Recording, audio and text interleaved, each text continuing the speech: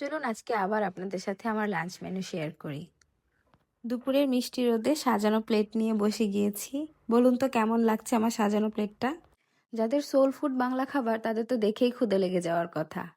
আজকে খাবার শুরু করেছিলাম ইলিশ মাছের ভর্তা দিয়ে। ভর্তাটা ভীষণ ঝাল ছিল, অনেক মজা লেগেছে।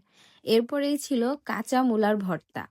একটা মাছ দিয়ে মূলাটা কুচি করে ভর্তা বানানো হয়েছিল। এটাও বেশ ঝাল ঝাল করে শুকনো মরিচ ধনেপাতা দিয়ে করা হয়েছিল। খেতে কিন্তু দারুণ লেগেছে।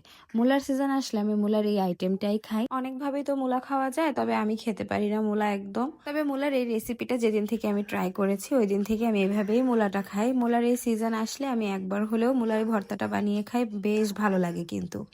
এরপরের আইটেম ছিল চিকেন ভুনা। ব্রয়লার চিকেন ছোট ছোট করে টুকরা করে বেশ ঝাল ঝাল করে বেশি করে পেঁয়াজ আর টমেটো দিয়ে ভুনা করা হয়েছিল।